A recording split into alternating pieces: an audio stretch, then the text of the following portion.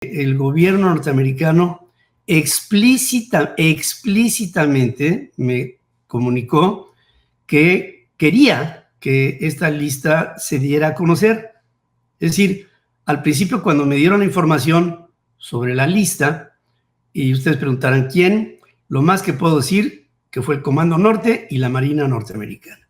Te voy a dar una lista de 15 personas directamente relacionadas con manejos de cuentas en el extranjero, con cantidades verdaderamente groseras de dinero que operan en Morena y que por operar en Morena se puede presumir que aparte de la propia riqueza que pudieran estar haciendo al ser gobierno y estar corrompidos por todos lados con los contratos y con las asignaciones directas, etcétera, pues también se puede empezar a pensar, como de hecho todos lo pensamos cuando escuchamos la lista, que ahí hay un vínculo directo con el narcotráfico. Aquí están los primeros tres.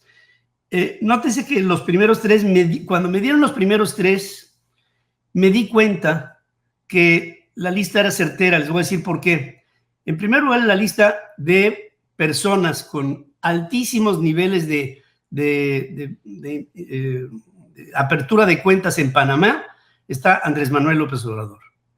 En segundo lugar está Andrés Manuel López Beltrán Andy, del que hablaremos después, y que, por cierto, el día de ayer, porque se habla de que el gran ausente se hizo presente, que fue el señor Adán Augusto López, pero para mí el gran ausente siguió ausente y es este señor Andrés Manuel López Beltrán Andy. En tercer lugar, Gonzalo Alfonso López Beltrán Bobby, el hermano que no tuvo por vocación y por voluntad López Obrador, que es Adán Augusto López, que suena absolutamente lógico y que lo ha incorporado a su gabinete, a la acción de gobierno de López Obrador y al mismo tiempo a la acción de gobierno de Claudia Sheinbaum. Lo estamos viendo aquí, empieza a haber un encontronazo entre el gobierno de Claudia y el gobierno de López Obrador con esta investigación que se hace de Hernán Bermúdez Requena, que es el que fue su operador policíaco cuando infeliz fue gobernador de Tabasco. En primer lugar, lo que quiero decir es que cuando di esta lista, cuando ya conocí esta lista, la di bajo otra toma que me hizo un camarógrafo aquí en los Estados Unidos. Y la gente, cuando escuchó lo que dije en ese momento, pensó que era inteligencia artificial de lo que estaba hablando.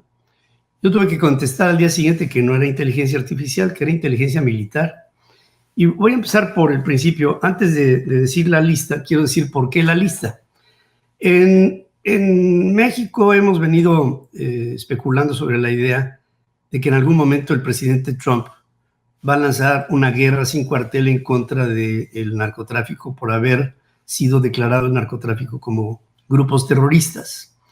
Pero resulta que lejos de lo que en esta primera etapa pudiera ser una intervención directa con equipos especiales que atacaran directamente a los grupos de narcos en sus guaridas, en sus lugares, empieza una guerra de carácter psicológico y mediático en la que el gobierno norteamericano explícitamente me comunicó que quería que esta lista se diera a conocer. Es decir, al principio cuando me dieron la información sobre la lista, y ustedes preguntarán quién, lo más que puedo decir que fue el Comando Norte y la Marina norteamericana, que están trabajando de manera conjunta para obtener primero información estratégica. Y la primera información estratégica, digamos, que se puede empezar a revelar, no es la de dónde están ni cómo están operando. La primera información estratégica es de carácter financiero. Y esto fue lo que se me explicó. Para que empiece a verse que los estamos viendo, te voy a dar una lista de 15 personas directamente relacionadas con manejos de cuentas en el extranjero, con cantidades verdaderamente groseras de dinero que operan en Morena y que por operar en Morena se puede presumir que aparte de la propia riqueza que pudieran estar haciendo al ser gobierno y estar corrompidos por todos lados con los contratos y con las asignaciones directas, etcétera, pues también se puede empezar a pensar, como de hecho todos lo pensamos cuando escuchamos la lista, que ahí hay un vínculo directo con el narcotráfico. Entonces, insisto, me pedían, no solamente que sí podía yo dar a conocer la lista, sino que me pedían que la diera a conocer. Ahora, ¿por qué nos toca esta difusión? Bueno, porque nos han identificado al grupo en el que yo estoy, encabezado por Carlos, nos han identificado como que somos un grupo que no tiene patrón. Hay otros grupos, y lo tengo que decir sin empacho, como por ejemplo el caso de Latinos, que tiene un dueño, y ese dueño se apellida Madrazo. Pero en el caso nuestro, pues si es que pudiera haber algún dueño, es Carlos, y Carlos ha integrado un equipo de personas. La parte técnica, todos están siendo pagados, pero la parte del contenido somos simplemente personas que nos hemos juntado de manera voluntaria por el llamado de Carlos para empezar a dar golpes que acaben debilitando a un gobierno que nosotros consideramos que es un gobierno corrupto, que es ignorante, que está ligado con la delincuencia organizada y que no queremos en el poder. Y por lo mismo, no es que estemos aquí tratando de dar un golpe de Estado, estamos tratando de dar golpes mediáticos certeros, ciertos, que pudieran debilitar al grupo en el poder. Entonces, no sé si quieres que dé la lista completa o si la voy dando por partes, Carlos. Vamos uno por... Espera, para coordinar con Juan. Sí, va la lista. Ahí va. Da tu lista. ¿Mandé? Ahí va en pantalla. Ok. Sí, arranca. Ahí está. Bueno, el audio lo tengo yo, ¿verdad? Sí. Bueno, aquí están los primeros tres. Nótese que los primeros tres, cuando me dieron los primeros tres, me di cuenta que la lista era certera. Les voy a decir por qué. En primer lugar, la lista de personas con altísimos niveles de apertura de cuentas en Panamá está Andrés Manuel López Obrador. En segundo lugar está Andrés Manuel López Beltrán, Andy, del que hablaremos después, y que, por cierto, el día de ayer, porque se habla de que el gran ausente se hizo presente, que fue el señor Adán Augusto López, pero para mí el gran ausente siguió ausente y es este señor Andrés Manuel López Beltrán, Andy. En tercer lugar, Gonzalo Alfonso López Beltrán, Bobby. Me pregunté, y antes de que la pases, échate para atrás, tantito, por favor, antes de que la pases, me pregunté, bueno, ¿y por qué no está José Ramón López Beltrán? Y la respuesta es, José Ramón López Beltrán está en los Estados Unidos y sabemos que López Obrador, el padre, no lo ha incorporado en las labores que le pudieran permitir a Andrés Manuel López Beltrán, a José Ramón López Beltrán, ningún tipo de vinculación con nada que pudiera ser un tráfico de influencias. Eso está reservado para Andrés Manuel López Beltrán, no para José Ramón. Y de hecho, por lo que yo sé de aquí, de Estados Unidos, tomen en cuenta que yo vivo muy cerca de donde está José Ramón López Beltrán, he sabido que la opción que tomó el presidente López Obrador cuando empezó su gobierno fue que José Ramón López Beltrán se mantuviera afuera. ¿Por qué afuera? Por alguna razón, no es el hijo, siempre hay un hijo consentido y un hijo que no. El hijo que es rojego, que no va muy de acuerdo con su padre, es el que vive aquí en los Estados Unidos. La vinculación con Baker Hughes y con la Casa Gris son peccata minuta en función de lo que ha hecho Andrés Manuel López Beltrán y Gonzalo Alfonso López Beltrán. Esos dos sí han traficado, sobre todo el primero, Andrés Manuel López Beltrán, y es por eso que al no ver a José Ramón me dio la idea clarísima de que la lista era buena, aparte de otros datos que iremos aportando el camino. Luego también en la lista está, a ver, ahora sí vamos a ponerlo, la siguiente, aquí está, El hermano que no tuvo por vocación y por voluntad, López Obrador, que es Adán Augusto López, que suena absolutamente lógico y que lo ha incorporado a su gabinete, a la acción de gobierno de López Obrador y al mismo tiempo a la acción de gobierno de Claudia Sheinbaum. Lo estamos viendo aquí, empieza a haber un encontronazo entre el gobierno de Claudia y el gobierno de López Obrador con esta investigación que se hace de Hernán Bermúdez Requena, que es el que fue su operador policíaco cuando infeliz fue gobernador de Tabasco. En quinto lugar está Rocío Nale García. Se explica solo, esta mujer se encargó de controlar los recursos utilizados en la construcción de Dos Bocas y de otros proyectos de carácter energético. En su época en la que Rocío Nale fue la promotora de la construcción de Dos Bocas. No solamente ella se ha hecho multimillonaria, sino que también hay muchos alrededor de ella que también lo están y que era imposible, me comentaron, que una mujer así pudiera seguir en el gobierno y habiendo supuestamente ganado el gobierno del estado de Veracruz. En sexto lugar está... Pedro, también sí. Está el marido de Rocío Nale y los compadres de Rocío Nale. Son más ricos que Alibaba y los 392 ladrones. Riquísimos. Sí, ha hecho muchos. Muchos ricos. Sabemos que gran parte de su fortuna está a nombre de su hija. Tiene una hija, no sé, pero tiene una hija. Ahí hay muchísimo dinero. Que Titina la considera su hermana. Entonces está súper bien protegida. Totalmente blindada por los cuatro costados, y es una mujer que aparte ha promovido en el gobierno cuando estuvo con López Obrador, no solamente la atracción de contratistas a su entender, sino que muchos de los contratistas profesionales que ha habido en México por décadas y que han dado resultados de construcción de infraestructura de grandes vuelos no fueron llamados, y por ahí hay un proveedor de petróleos mexicanos, un solo proveedor de petróleos mexicanos al que le deben 100 mil millones de pesos. De los 400 mil millones de pesos que a corto plazo tendría que estar pagando Petróleos Mexicanos a un proveedor que sacó Rocío Nale de la jugada, le deben 100 mil millones de pesos. No puedo decir su nombre, pero se llama Ramiro Garza Cantú.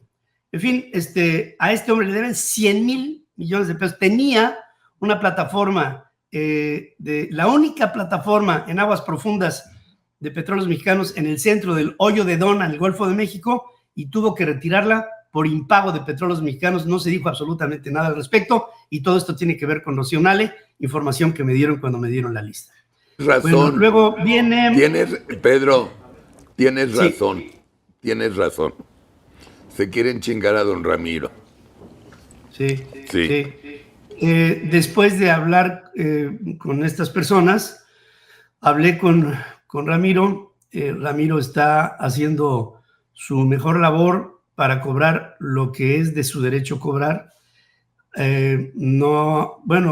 Hay veces que manda, él ya es una persona mayor, a quien respeto y quiero, porque es un hombre extraordinario y es un gran benefactor de muchas personas, en condición de debilidad económica. Él ha estado al frente en mucha de su acción, y lo único que les puedo decir es que en este momento don Ramiro está defendiendo su enorme imperio solamente a través de los procesos inmobiliarios que encabeza su grupo, procesos inmobiliarios que se están llevando a cabo en los Estados Unidos. Es una pena que una empresa de esas dimensiones tenga que estar en otro lado porque no pueda estar en su propio país haciendo lo que tendría que hacer por México. En fin, vamos con la lista, por favor.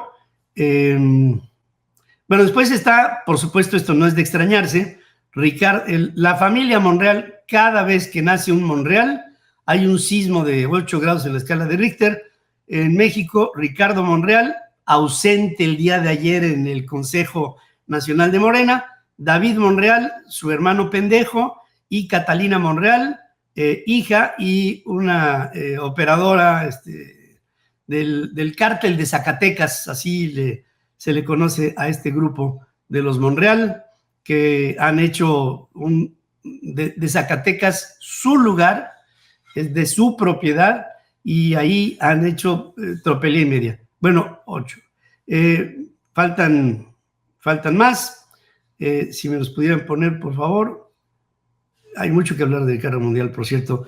Américo Villarreal. Américo, desafortunadamente, hijo de Américo Villarreal Guerra, desafortunadamente para ganar las elecciones, recibió dineros de Rubén Rocha Moya, gobernador de Sinaloa, ligado todo esto pues con dinero mal habido, y desafortunadamente pues ahora es gobernador, pero pues ha caído en la desgracia de tener que ser parte de la mafia del poder.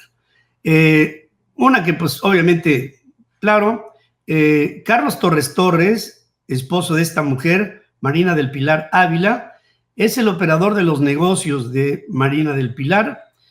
Él es el que tuvo la parte de la iniciativa que llevó a todos a Panamá. Él tiene que ver con todo este movimiento financiero, y Marina del Pilar figura destacadamente en esta lista de inversionistas mexicanos en cuentas bancarias en Panamá. El 11º es el gran ausente, uno de los grandes ausentes. No hemos sabido nada de este pillo, que fue secretario de Finanzas de Marcelo Ebrard, que fue secretario de Finanzas de el propio López Obrador en campaña. Este fue un hombre que llevaba mucho del control de los dineros que le llevaban a López Obrador, de Ricardo Monreal, de Marcelo Ebrard y de Alejandro Gertz Manero. Este cuate es multimillonario, ha hecho tropelía y media, y es uno de los padres financieros, de los padres del huachicol fiscal. Este hombre tiene mucho que ver con Marina del Pilar, mucho, y también tiene mucho que ver con todo este operativo que se encuentran decomisos de huachicol. Resulta que no hay culpables. Esta pudiera ser la tapadera perfecta. Otro pues es Manuel Bartlett, que pues ese siempre, en donde quiera que ha estado, ha sido un hombre que ha sido un depredador, ha sido un hombre sucio en su devenir político, y es un hombre que dejó la ideología después de haber sido el mentor del priismo durante muchos años en el IEPS. Este hombre se pasa del PRI, se pasa a Morena, se vuelve socio de López Obrador, hace todo su relajo en la banderita que tiene atrás, que es la de la Comisión Federal de Electricidad, y ahí hay mucha desviación de dinero. Faltan 3, y esos 3... Pedro, pero te estás quedando corto, porque nada más Bartlett con un banco en Panamá, güey. No mames. No. Este cabrón, el Bartlett, yo siempre he dicho que en el diccionario Larousse Ilustrado, si buscas corrupción, aparece la jeta de este cabrón. Qué bárbaro. Es un hombre que lo conocemos, Carlos y yo, hace muchos años. Sí. Cuando fue el promotor de la campaña de Miguel de la Madrid.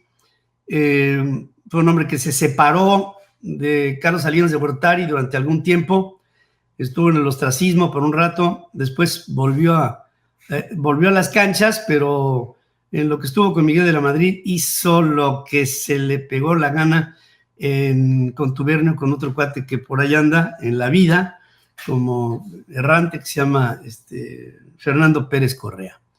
Bueno, gobernador de Puebla, imagínate. Siendo tabasqueño. Sí, o sea, ese es Manuel Bartlett. Es un bicho, es un pájaro de cuenta. Es tremendamente corrupto. Hace poco lo vimos en Palacio Nacional y dice Claudia que fue a ver un asesor de él que está en Palacio, cuando todos sabemos que no es así. En fin, en los últimos 3 de la lista de los 15 que figuraron ahí está esta mujer, Clara Brugada. No debemos olvidar que Clara Brugada acaba de ser víctima de un atentado a dos de sus principales colaboradores, Jimena Guzmán, una mujer que fue su mano derecha, su secretaria particular, la que llevaba todos sus asuntos, todos sus entrevistas, sus relaciones públicas, sus citas, su información, su diario, su todo. La mataron, no hay culpables hasta este momento. Salió por ahí otro video en el que son 3 los que participan en el atentado que mata a Jimena y a otro muchacho, José, asesor político de Clara Brugada, y también lo hemos insistido mucho aquí en este programa, en Atypical, que estos 2 víctimas también fueron colaboradores de Claudia Sheinbaum cuando Claudia fue jefe de gobierno en la capital de la República Mexicana. Otro que por supuesto no puede faltar en la lista de la corrupción es este señor que posa de puritano, se llama Marcelo Ebrard Casaubon, es conocido por su brutal ambición política y económica, es un hombre que no tiene escrúpulos, es un hombre que ha cambiado de camiseta las veces que sean necesarias y que si hubiera que traicionar a su sombra, seguramente ya lo hubiera matado y andaría por la vida frente al sol sin sombra por un claro homicidio, digamos, de su sombra, pero es un hombre tremendamente corrupto. Como referentes, pues desde que empezó su tiempo sabático, porque no fue un año sino más, en París, hizo todos los amarres para regresar con López Obrador, que cuando fue jefe de gobierno López Obrador defendió a Marcelo Ebrard como si fuera su propio hijo. Y el último es Jesús Cuevas Ramírez, perdón, ahí le falta el Cuevas. Jesús Cuevas Ramírez es un operador mediático de López Obrador y lo sigue siendo en la comunicación que de López Obrador tiene para, a través de Jesús Cuevas, pasársela a Claudia Sheinbaum, y con ello este hombre tiene mucho que ver con... Este hombre viene a ser lo que en su momento fue el esposo de Elenita Chávez, que se quedó primero como subsecretario de gobierno en la Secretaría de Gobernación. Me refiero a a ver, recuerden por favor, César Yáñez.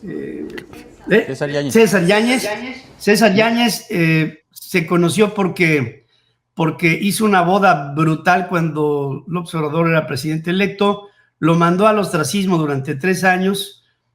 Ahí Elenita, por supuesto, se deslindó de él completamente, empezó a hacer sus libros. César Yáñez regresó a la subsecretaría de gobierno, en la Secretaría de Gobernación, y acaba de ser suplido en esa posición, y esto puede ser que sea el principio de una posible división política con López Obrador. Figura Jesús Ramírez Cuevas. Este señor puede ser el conducto de muchísimo dinero ligado con todo lo que se le daba a él en presupuesto para mantener a los medios maiciados durante el sexenio de López Obrador. Es un hombre que tenía el control de muchas cosas que llegaban a la mañanera, de mucha de la información y de muchas de las llamadas al oído que había para López Obrador. Se convirtió para López Obrador en un hombre muy confiable, y resulta que hoy, pues con todo y el aspecto, resulta que está como Keanu Reeves, ¿no? Que es riquísimo, pero viste como por diosero. Bueno, pues lo mismo le pasa a Jesús Ramírez Cuevas, este hombre que es uno de los hombres más importantes en el gobierno de López Obrador, y que sigue siéndolo con Claudia. Perdón. No, yo conocí a este güey cuando estaba Andrés ya presidente electo, y tuvimos una reunión en el Consejo de la Comunicación. No se me va a olvidar, literalmente dice, perdón porque llegué tarde, pero hay muchísimo, yo vivo en la calzada de Tlalpan, en un departamento muy humilde, y todavía me medio perdí, pero perdón, ya llegué. Ahora pregunten dónde vive. Sí, claro. A mí me vale madres dónde vive, nada más pregunten. Claro. Yo conocí a este señor con Carlos Monsiváis, al que le tuve un enorme cariño y sobre todo un respeto intelectual, porque Carlos Monsiváis, sin duda, fue durante la parte que le tocó del siglo XX desde 1900, desde el movimiento estudiantil del 68, Carlos destacaba como un extraordinario investigador y un intelectual de izquierda, yo creo que uno de los más sólidos que tuvo la izquierda mexicana. Jesús Ramírez Cuevas fue ayudante de Monsiváis. Monsiváis tenía ayudantes así, favoritos, y fue durante mucho tiempo el consentido del profesor. Lo digo con todo respeto a la memoria de Carlos, que de verdad, desde que era yo un chavo de prepa, recuerdo que íbamos a la universidad, un par de amigos y yo, a la Universidad Nacional Autónoma de México a buscarlo para que fuera a platicar con nosotros a la preparatoria, porque su plática era deliciosa, tenía mucha información, mucha formación, un hombre muy sólido en sus conocimientos, que evolucionó brutalmente hasta su muerte, pero ahí conocí a Jesús Ramírez, que era un chamaquito advenedizo que pues, andaba ahí de achichincle de Carlos, y yo estoy seguro que si Carlos lo viera hoy, estaría brutalmente desilusionado de él. O le pediría lana prestada. No, fíjate que Carlos Monsiváis era un hombre totalmente ajeno a lo económico, vivía de una manera muy austera, no tenía grandes pretensiones, vivía en una casita ahí en la Condesa, tenía 50 gatos, su vida era la vida de un absoluto ermitaño, y era un hombre que le encantaba pensar, que cuando se reunía con la gente, pocas veces lo hacía para pensar, lo hacía para dialogar, lo hacía para discutir, lo hacía para hacer florecer el pensamiento, el conocimiento, la reflexión, y fue para mí uno de los teóricos de la izquierda, yo diría el más respetable que hemos tenido en nuestro país. ¿Sabes el recuerdo que yo tengo con Carlos? Fui amigo de él, pero un día comiendo, me dice, ¿sabes qué, tocayo? No entiendo por qué me caes bien. Le dije, eres pinche derechista, pinche niño popis, andas por aquí, por allá, no sé qué, y luego comiendo conmigo y me caes muy bien.